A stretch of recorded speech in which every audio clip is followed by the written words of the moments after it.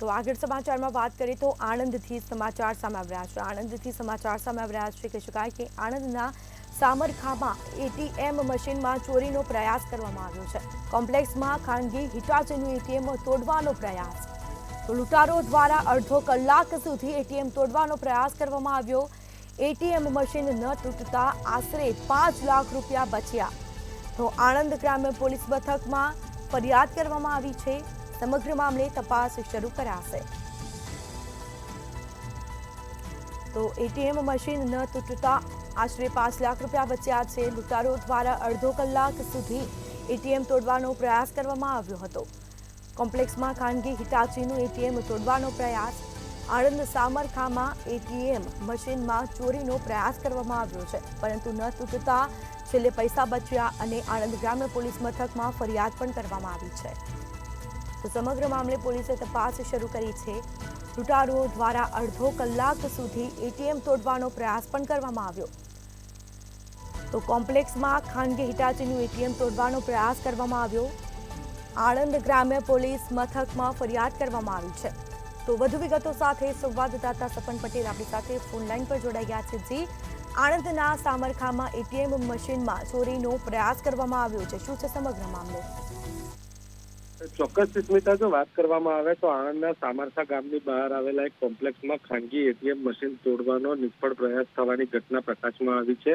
સામરખા ગામની બહારના કોમ્પ્લેક્સમાં ખાનગી કંપનીનું હિટાચી મશીન જે હતું તે તોડવાનો પ્રયત્ન કરવામાં આવ્યો હતો। જે એટીએમ મશીન છે, લૂંટારુઓ ત્યાં આગળ અડધો કલાક સુધી એટીએમ મશીન તોડવાનો પ્રયત્ન કર્યો હતો। જોકે સમગ્ર ઘટના સીસીટીવી કેમેરામાં કેદ ના થઈ જાય તે માટે તેઓ દ્વારા અંદર ઘૂસતાની સાથે જ એટીએમના સીસીટીવી હતા તેને તેમજ ટ્યુબલાઇટને તોડી નાખવામાં આવ્યા હતા। આ સાથે જે એટીએમ મશીન છે તેને તોડવા માટે પણ અડધો કલાક જેટલો પ્રયત્ન હાથ ધરવામાં આવ્યો હતો।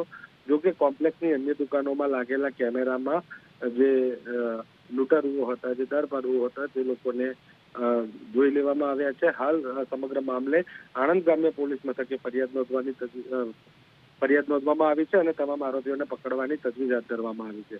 અત્રે ઉલ્લેખનીય છે કે 3 વર્ષ પહેલા પણ આ પ્રકારની એક ઘટના પ્રકાશમાં આવી હતી। 2021માં પણ એટીએમ મશીન તોડવાનો પ્રયત્ન થયો હોય તેવી પણ ઘટના પ્રકાશમાં આવી હતી। જોકે રાતના અંદાજિત 12:30 વાગ્યાની આસપાસની આ ઘટના હોવાનું માનવામાં આવી રહ્યું છે। ત્યારે પોલીસના પેટ્રોલિંગ પર પણ ક્યાંક ને ક્યાંક સવાલો ઉઠતા હોય તેવા અહેવાલો પ્રાપ્ત થઈ રહ્યા છે। જી સ્મિતા। જી બિલકુલથી તમામ જાણકારી આપવા બદલ આપનો આભાર। તો લૂંટારો દ્વારા અડધો કલાક સુધી એટીએમ તોડવાનો પ્રયાસ પણ કરવામાં આવ્યો, છેલ્લે ન તૂટતા તો પૈસા બચ્યા અને બીજી તરફ પોલીસ ફરિયાદ પણ કરવામાં આવી। પોલીસે સમગ્ર મામલે તપાસ હાથ ધર્યા છે। સીસીટીવી ફૂટેજના આધારે પોલીસે તપાસનો દોર શરૂ કર્યો। તો કોમ્પ્લેક્સમાં ખાનગી હિટાચીનું એટીએમ તોડવાનો પ્રયાસ કરવામાં આવ્યો છે। લૂંટારો દ્વારા અડધો કલાક સુધી એટીએમ તોડવાનો પ્રયાસ કરવામાં આવ્યો। આખરે પોલીસ ફરિયાદ કરવામાં આવી અને જે બાદ પોલીસ તપાસ હાથ ધરશે।